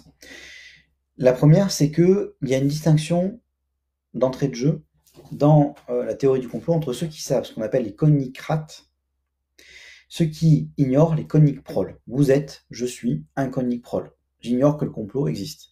Les connicrates, ce sont ceux qui savent qu'il existe. Ensuite, le monde est divisé en trois. Il y a les connicrates, les connicproles, ceux qui savent, ceux qui ignorent, et les comploteurs. D'accord? C'est-à-dire les conspirateurs. Il ne faut pas les oublier, ils existent. Ensuite, il y a le fait qu'il y a une révélation démystifiante sur des événements mauvais. C'est-à-dire que on va imputer à tout événement mauvais qui va arriver le fait qu'il y ait un complot derrière. Parce qu'il existe très peu, moi je ne connais pas de complot qui existe sur des choses bonnes, pardon. Tout complot, c'est pour expliquer des éléments plutôt mauvais qui sont arrivés, que ce soit la chute des tours, que ce soit les décès dans les vaccins, par exemple, quand il y a des campagnes de vaccination qui sont faites, que ce soit le VIH, que ce soit maintenant le coronavirus, etc. Donc c'est le fait de pouvoir accuser derrière et condamner le fait qu'il existe une société secrète, de puissances secrètes qui sont identifiées, qui ont fomenté cet élément-là et que l'on révèle du coup au grand public en disant c'est un complot, vous voyez, voilà. Ensuite, dans cette structure-là, il y a la manière dont le discours va se construire en lui-même. Donc il y a le premier élément, c'est que rien n'arrive par hasard. D'accord? Dans les coïncidences, si elles vous paraissent coïncidences, elles n'en sont pas. Et donc ça veut dire qu'il y a une négation en fait du hasard et de la contingence dans les événements historiques. Il n'existe pas de hasard, donc ça c'est la vision, d'accord, des gens qui sont sur des positionnements d'adhésion, de croyance au complotisme, qui sont que quelque part il n'y a que des coïncidences et il ne peut pas y arriver de hasard, il ne peut pas arriver d'erreur, il ne peut pas arriver, rien n'existe par hasard.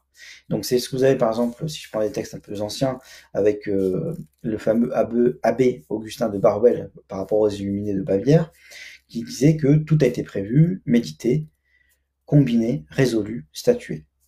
Ensuite, tout ce qui arrive est résultat d'une volonté cachée. D'accord? C'est-à-dire que ça renvoie à des intentions mauvaises, malveillantes. En gros, c'est chercher, il y a des assassinats, il y a des événements, il y a des actes terroristes, qui est derrière? C'est-à-dire, c'est chercher aussi à qui profite le crime. Pourquoi est-ce que c'est fait derrière? Donc c'est pour ça qu'il y a une volonté forcément qui est mauvaise. Ce que je vous disais tout à l'heure, c'est qu'il n'y a pas de complot gentil. il y a une communauté mauvaise qui veut avilir, qui veut asservir, qui veut détruire l'humanité, le reste de l'humanité, qui veut quelque part s'en mettre plein les poches en termes d'argent, etc., etc. Notamment, l'exemple que je vous donnais tout à l'heure, c'est dans les théories du complot autour de la pensée des Juifs, c'est les Juifs doivent leur émancipation au fait que la Révolution française est intervenue, donc c'est eux qui ont investigué, qui ont pris part à la Révolution française, qui ont initié la Révolution française. C'est cette notion de logique-là qui intervient derrière. Ensuite, c'est que rien n'est tel qui paraît être. D'accord? C'est-à-dire que tout se passe dans les coulisses, tout est inconnu, tout est inconnaissable quelque part, sauf pour ceux qui savent, bien sûr. Et donc la vérité historique, elle est dans la face cachée de l'histoire. C'est pour ça qu'on nous manipule forcément. C'est pour ça que du coup, dans cette idée de manipulation, vous allez retrouver ça, vous le retrouvez sur le site Reopen 9/11, eh bien, il n'y a pas d'historien. Il y a des contre-historiens. Il n'y a pas de sociologue, il y a des contre-sociologues. Donc il n'y a pas d'experts en histoire, parce qu'ils servent quelque part la propagande officielle. Donc toute l'histoire officielle, c'est une histoire qui est superficielle, parce qu'en fait, elle ne voit pas les vrais éléments qui sont derrière les enjeux. Ensuite, tout est lié, tout est connecté de façon occulte. Tout se tient. Pour l'initié, si vous voulez, tout est cohérent. Il y a un schéma de logique dans son explication qui fait que tout est cohérent.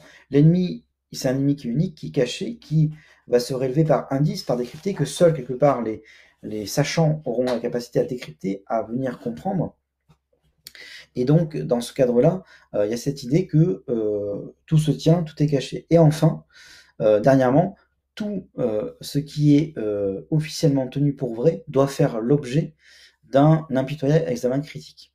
Donc c'est ce qu'on appelle dans les théories du complot l'hyperscepticisme ou l'hypercriticisme, c'est-à-dire qu'on est dans une critique des thèses proposées par des gouvernements, par des institutions, par des choses comme ça, qui sont des critiques systématiques et qui sont des critiques qui sont dans la dimension de l'hypercritique, c'est-à-dire qu'elles sont systématiquement critiquées et de manière complètement asymétrique. Ça, c'est très important. C'est-à-dire que dans le cas d'une théorie du complot, il y a une asymétrie extrême entre le fait de critiquer une théorie dite officielle ou du gouvernement, de ce que vous voulez, des positions, on va dire, qui sont lues sur la place publique, d'accord? Et par contre, il n'y a pas de critique de leurs propres hypothèses. Il n'y a pas de critique dans ce cadre-là de leur propre théorie ou leur propre système qu'ils proposent. Il n'y a qu'une critique et donc un système d'interrogation par rapport aux théories officielles, mais en disproportion énorme par rapport à ce qui est fait.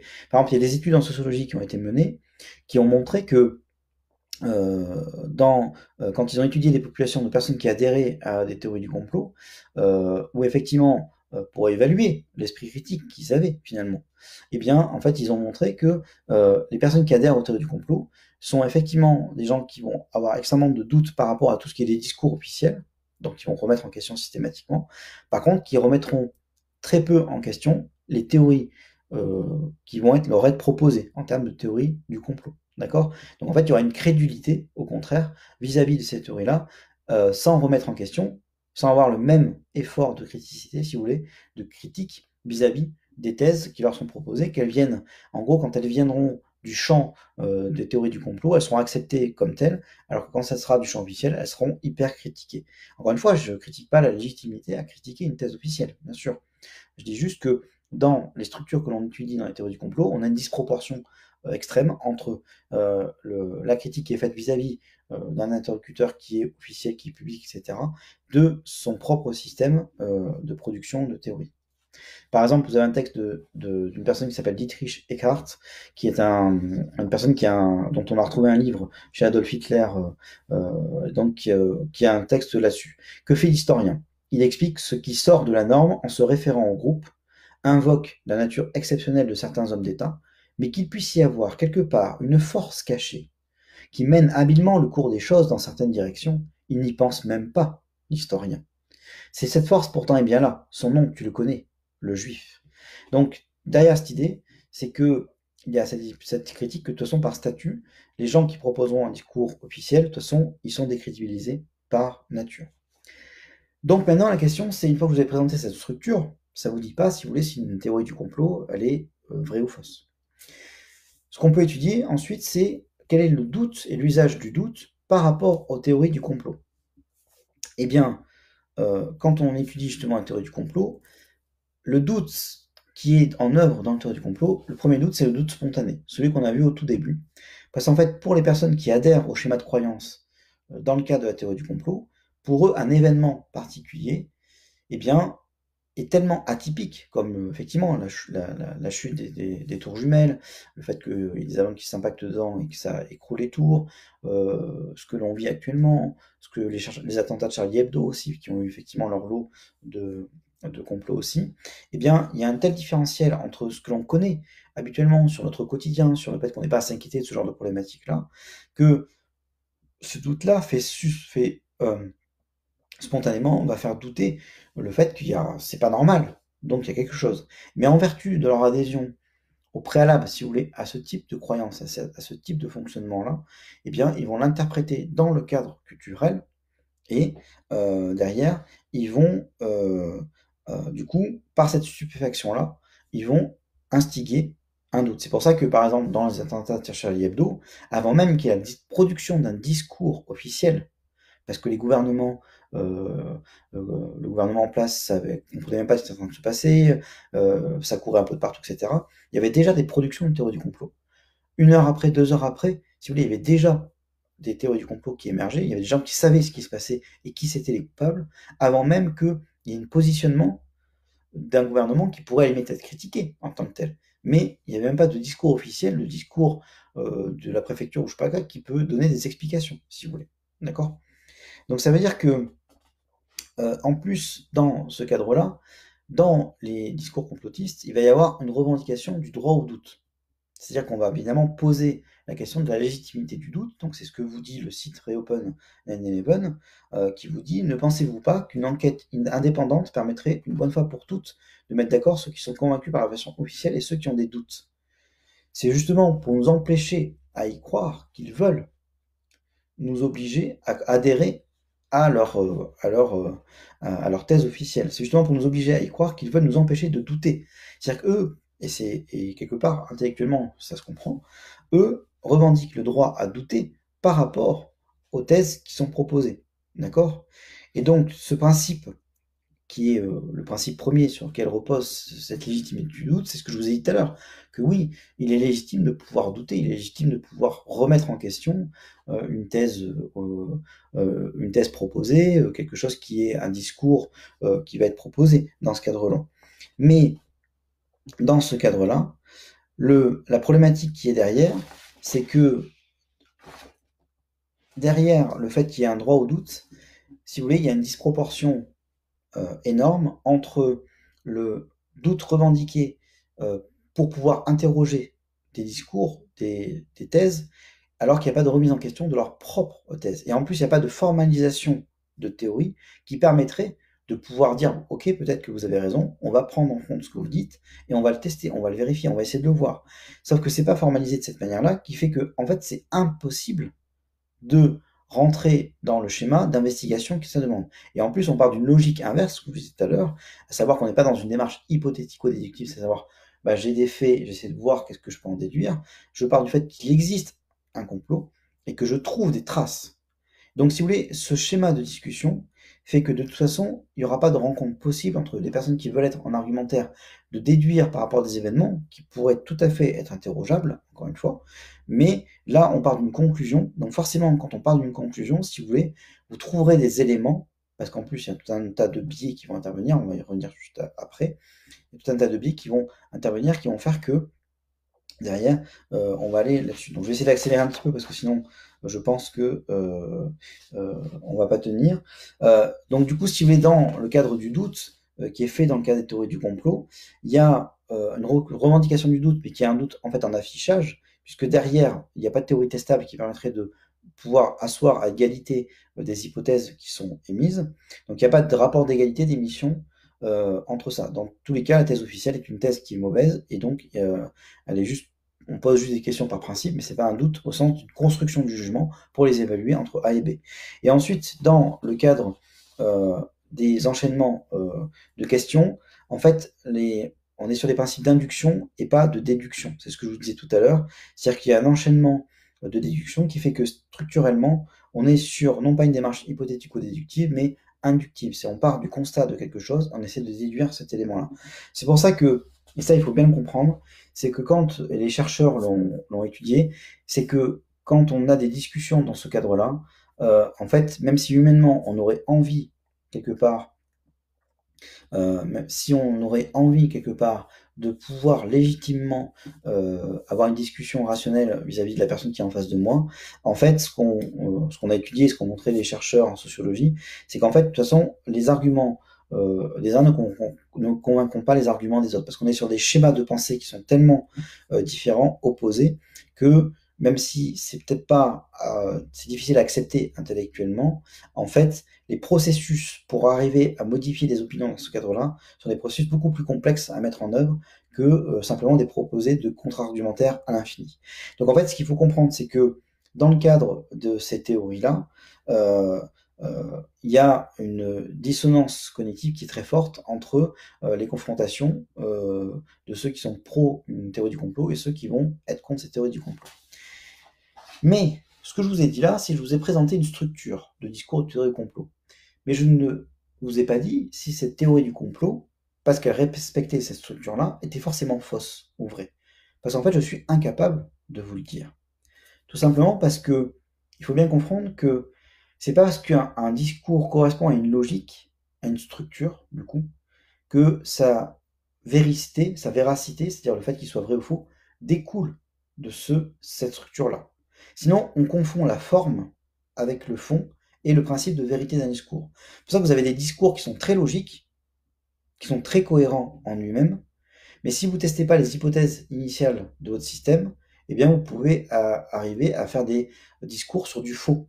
Vous comprenez? C'est pour ça qu'une logique de structure, une structure ne garantit pas que ce soit vrai ou faux. C'est pour ça que même si vous allez retrouver dans des discours et des structures, des éléments que je vous ai présentés ce soir en termes de la structure du complot, vous n'aurez pas quelque part le droit intellectuel en termes d'honnête homme de dire, ou femme, bien sûr, d'honnête humain, pour neutraliser ce phénomène-là. En termes d'honnête humain, vous n'aurez pas la capacité à dire si la théorie du complot est forcément fausse ou vraie. Vous pourrez avoir des suspicions, vous pourrez avoir des doutes, ça pourra vous éveiller en termes de dire il faut que je fasse attention à l'argumentaire qui m'est proposé, peut-être, mais fondamentalement, on ne sera pas capable de dire si c'est vrai ou faux, parce qu'une structure de discours ne dit rien. C'est pour ça qu'il y a des bouquins entiers sur les anges qui sont très logiques, qui sont très cohérents, une fois que vous avez admis l'hypothèse d'ange. Mais vu que cette hypothèse-là, elle n'est pas démontrée, elle n'est pas vraie, bien tout le discours, quelque part, va s'écrouler. Mais pour la personne qui adhère à cette chose-là, pour elle, c'est extrêmement cohérent. Ce que vous avez dans les religions. La religion, pour une personne qui est dans la religion, la structure de la religion est cohérente et logique. D'accord? Les phénomènes surnaturels que l'on peut qualifier, pour eux, sont logiques et cohérents dans le cadre de leur adhésion à une croyance. Donc ça veut dire que un discours, et ça je mets vraiment en garde, vous ne pourrez pas, par la structure d'une théorie du complot, définir s'il est vrai ou faux. Il faudra, et hélas, c'est comme ça, c'est la réalité, c'est le dur labeur d'être humain, devoir évaluer les arguments pour eux-mêmes de ce qui m'est proposé dans la théorie du complot. C'est pour ça que la question que je m'étais posée ensuite, c'est qu'est-ce que je peux faire finalement face à une théorie du complot? Est-ce que je peux m'économiser quelque part la démarche intellectuelle d'aller examiner les arguments? Et quand vous regardez le site de Reopen 9/11, si vous voulez, c'est un travail qui est titanesque. Je dis bien titanesque, il y a des pages et des milliers de pages. Ce que je disais à l'époque en rigolant, c'est que si vous allez sur le site de 9/11, il vous faut 5 minutes de déplacement de la souris vers le bas pour arriver en bas de page. Tellement il y a de contenu. D'accord? Je dis pas que c'est forcément intéressant, je dis pas que c'est inintéressant non plus, mais je dis juste que c'est extrêmement dense en termes de quantité d'informations. Ça veut dire que j'aurais bien aimé effectivement qu'il existe un moyen de pouvoir balayer les arguments et de dire finalement c'est des conneries ce que vous me dites et je vous crois pas. Sauf que ça marche pas comme ça. Hélas, c'est beaucoup plus compliqué dans ce cadre-là et il y a un effort cognitif à faire pour le faire. C'est pour ça que c'est très difficile, une théorie du complot est très difficile à démonter et à détruire quelque part parce que justement dans la structure même, il y a des éléments qui vont faire qu'il y aura une infinité d'argumentaires qui vont émerger en tout cas. Et donc ce qu'il faut comprendre, c'est que l'idée qui vient ensuite, c'est pour aborder une théorie du complot, l'idée c'est pas de vouloir convaincre quelqu'un qui y adhère déjà que sa théorie est fausse ou à la limite vraie. L'idée ici, c'est de vous apporter des éléments pour les personnes qui sont incertaines, qui sont indécises. C'est ce que vous dit Bronner dans ses ouvrages, c'est qu'en fait, quelque part, il n'y a pas de débat possible vis-à-vis des personnes qui adhèrent à ce type de croyance. C'est pas un refus, si vous voulez, intellectuel de débattre, c'est que c'est des logiques de fonctionnement qui sont tellement différentes qu'il y a un moment ou un autre, ça sert à rien. Et en plus, c'est contre-productif. C'est-à-dire qu'ils ont démontré par des études que plus on essaie de convaincre la personne que ce qu'elle dit c'est faux, plus en fait ça le conforte dans sa croyance. Donc c'est pour ça que les logiques de sortie de ce type de croyances, qui sont parfois proches du mouvement sectaire, eh bien, sont des logiques de déradicalisation de certaines menaces que vous retrouvez dans les mouvements islamistes ou autres, d'adhésion à des croyances de ce type-là.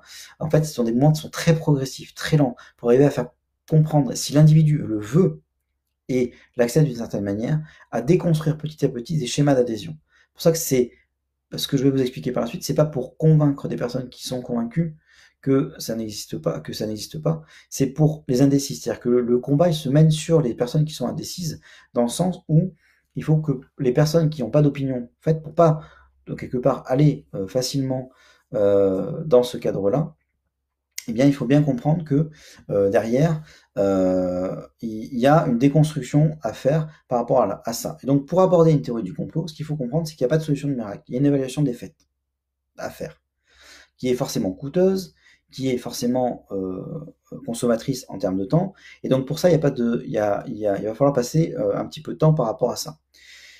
Donc, il y a, avant d'aborder d'aller vous taquiner quelque part avec une théorie du complot, qui peut être légitime, encore une fois, je vous ai dit, il n'y a rien qui vous garantit que c'est vrai ou fausse. Avant d'aller taquiner la théorie du complot, quelque part, il y a plusieurs choses à savoir. Première chose, c'est d'abord des étapes de connaissance sur soi-même au sens de la psyché humaine, de la psychologie humaine. D'accord ? Donc l'idée, c'est que d'abord,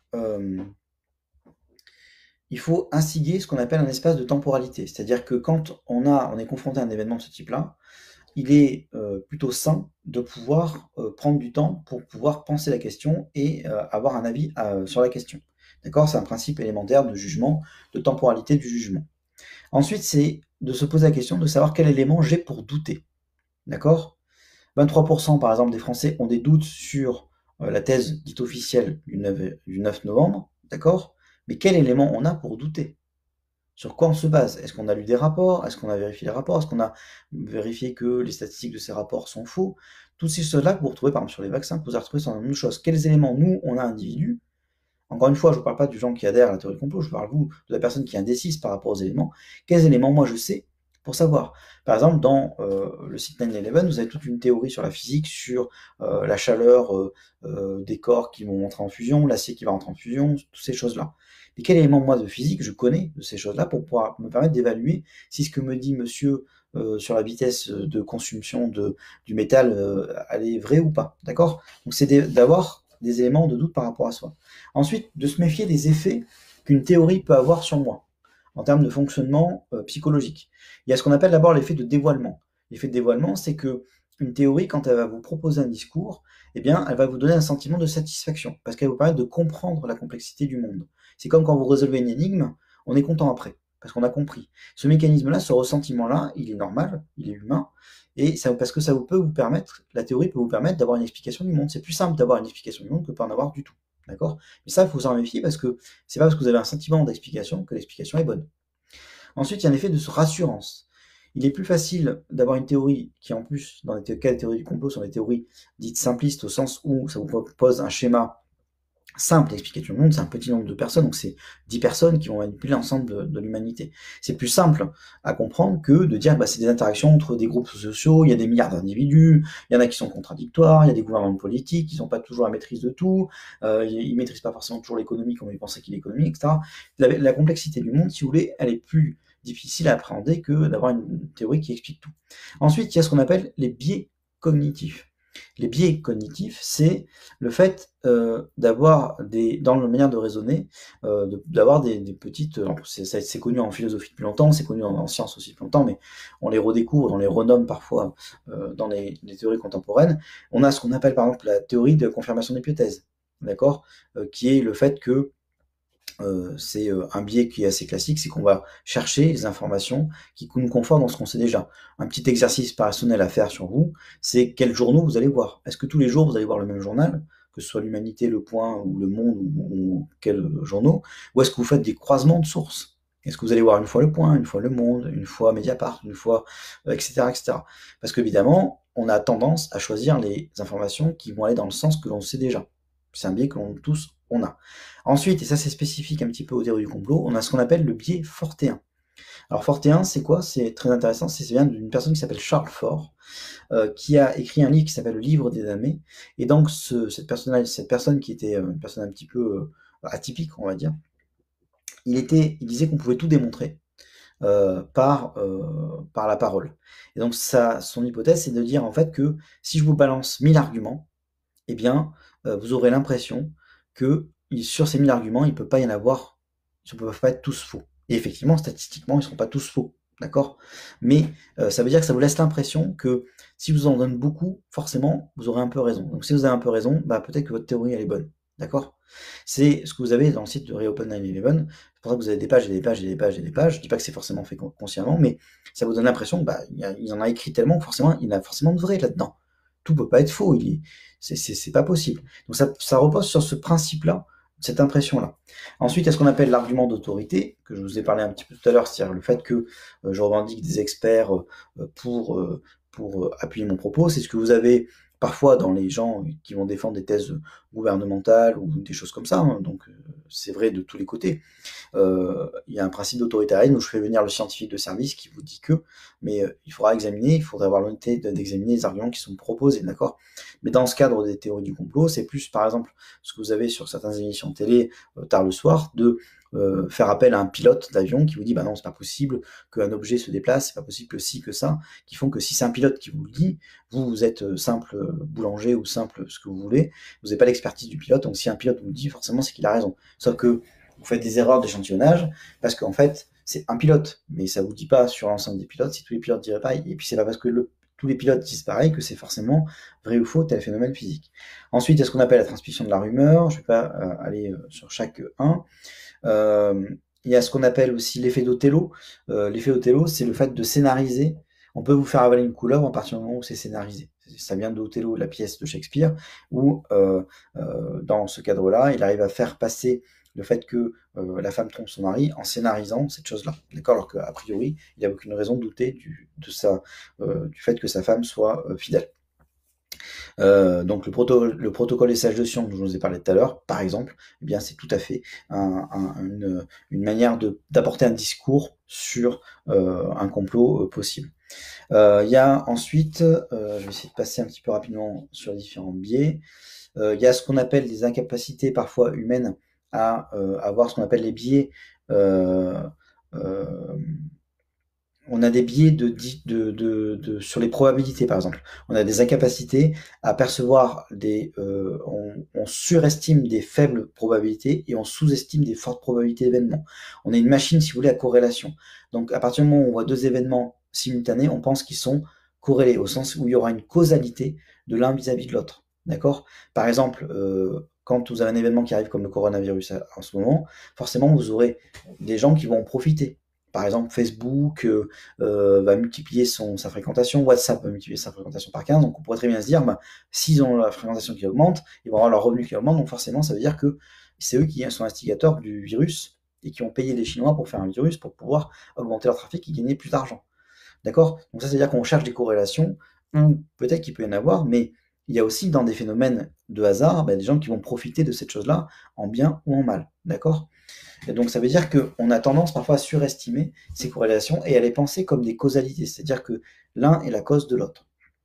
Donc ça, c'est des choses auxquelles il faut avoir un peu en clé par rapport à ça.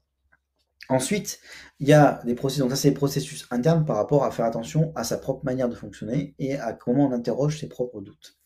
Et ensuite, il y a les connaissances externes, c'est ce que je vous ai présenté ce soir, par exemple, connaître la structure des récits du complot, vous permet déjà d'identifier un certain nombre de paramètres auxquels on peut être attentif dans le discours d'un complot.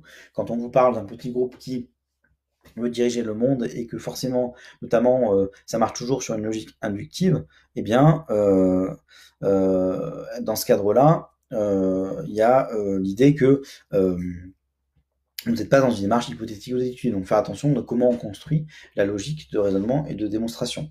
Ensuite, il y a le fait que, est-ce que la théorie, elle est réfutable? Est-ce que dans cette théorie-là, vous intégrez le hasard? Est-ce qu'il est possible qu'il existe du hasard? Par exemple, est-ce que dans les théories du complot qu'il y aurait sur le coronavirus, est-ce que ça intègre le hasard? Est-ce que ça intègre le fait que un virus peut émerger par rapport à un certain nombre de paramètres que l'on ne maîtrise pas tous? D'accord? Est-ce que ça, c'est possible? Est-ce que tous les gouvernements sont forcément en capacité toujours de prendre toutes les décisions les bonnes au bon moment, de tout connaître à tout instant? Non, ils font aussi des erreurs, ils ont aussi des éléments qui participent pas. Si vous faites place à aucune place au hasard et que vous arrivez à tout expliquer par vos phénomènes, il faut être attentif aussi à ce genre de choses. Le hasard existe, et ça c'est la physique qui vous le dit. La structure chaotique ou la structure de hasard existe en physique. Donc il y a aussi un rôle qui va jouer dans ce cadre-là. C'est souvent beaucoup plus important que ce qu'on pense. Ensuite, il y a une question d'aller jusqu'au bout de l'hypothèse. C'est-à-dire que, ok, vous avez une hypothèse sur une théorie du complot, sur ce chose-là, mais allez jusqu'au bout. Allons jusqu'au bout. Par exemple, si vous pensez que c'est des reptiliens qui sont au pouvoir, pourquoi est-ce qu'ils se contenteraient de rester toujours cachés en tant que reptiliens? Pourquoi est-ce qu'ils n'ont pas fait un village de reptiliens? Pourquoi est-ce qu'on ne font pas un village vacances de reptiliens? Pourquoi est-ce que finalement ils supplantent pas l'humanité par des reptiliens petit à petit? Pourquoi est-ce qu'au bout de 50 ans, finalement, si les reptiliens existent, il n'y a toujours pas tous les humains qui sont reptiliens? C'est d'essayer d'aller pousser la logique jusqu'au bout de sa théorie pour voir qu'est-ce que je pourrais aller voir. C'est une manière d'aller poser des questions de réfutabilité et de testabilité de la théorie dans ce cadre-là. Et ensuite, il y a ce qu'on appelle le croisement de sources, auquel il faut être très attentif. C'est-à-dire, est-ce que dans le cadre de ce qu'on appelle le paradoxe d'Olson, c'est dans un groupe, en fait, c'est de faire attention aussi, c'est ce que je vous ai dit tout à l'heure en introduction, qu'il y a une disproportion dans le marché cognitif entre les sites qui vont propager les théories du complot, qui les maintiennent, qui sont en disproportion beaucoup plus grande que les sites qui sont pour expliquer que la théorie du complot n'est pas possible pour tel ou tel argument. Donc il faut faire attention aussi dans ce paradoxe-là que quand vous allez sur Internet, eh bien, vous avez beaucoup plus de chances de tomber sur des sites pro-complot que sur des sites anti-complot. Donc il faut aussi filtrer et traiter les informations dans ce cadre-là. Alors, en conclusion, je vais arriver à la conclusion du coup de mon cours, je suis désolé.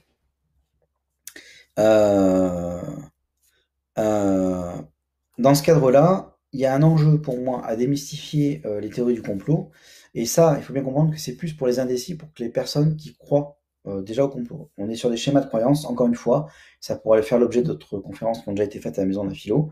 Il faut bien comprendre que pour que quelqu'un désadhère à des schémas de croyance ou évalue de manière rationnelle ces éléments-là, c'est des processus qui sont extrêmement complexes et qui relèvent de processus beaucoup plus longs. Donc, quand on parle de théorie du complot, c'est pas des argumentaires pour pouvoir quelque part avoir une discussion avec des gens qui y adhèrent. C'est pour être dans une démarche honnête en disant que j'ai pas d'opinion par rapport à cet élément-là et plus de savoir comment je peux avancer dans cette indécision et de me faire une opinion un peu plus construite. Donc, il faut aussi comprendre qu'il y a des liaisons très fortes entre théorie du complot. Adhérer à une théorie du complot, c'est pas neutre. Adhérer à une complot, il y a des liaisons entre adhérer à des théories du complot et à des formes de radicalisation qui vont arriver sur des problèmes qui vont être beaucoup plus graves d'un point de vue historique. C'est ce que je vous ai dit avec le protocole des sages de Sion, qui est un élément, je ne dis pas que c'est le seul élément qui a évidemment participé à la Seconde Guerre mondiale et ce qui est arrivé ensuite avec la Shoah, mais, ou au même titre que ce que vous avez dans les attentats de Charlie Hebdo, mais ça participe, si vous voulez, de cet élément-là. Et en plus, il y a un effet cliquet qui fait que c'est beaucoup plus difficile, une fois qu'on a commencé à adhérer à ça, de revenir en arrière. C'est pour ça qu'il y a un véritable enjeu à se poser les bonnes questions avec les bonnes méthodologies, si on ne veut pas non plus tomber dans ces schémas de pensée-là qui peuvent être problématiques parce que ça peut nous faire accepter des choses que dans d'autres cas, on ne pourrait pas accepter et on ne saurait accepter par rapport à un vivre ensemble. Et donc, dans ce cadre-là, il y a un rôle de la connaissance des méthodologies qui sont mises en place et de comment ça fonctionne pour arriver à comprendre ces éléments-là. Et ensuite, pour conclure, ce travail-là, c'est un travail qui est forcément difficile, qui est un travail de Sisyphe, c'est-à-dire qui est un travail qui est quasiment infini par rapport à ces confrontations-là, mais qui est un travail nécessaire parce qu'on doit aussi, en tant que personne qui veut être sur des positions de doute honnêtes par rapport à ça, dans un travail, de rester ouvert pour pas tomber non plus dans un biais de confirmation qu'on pourrait opposer quelque part à d'autres personnes.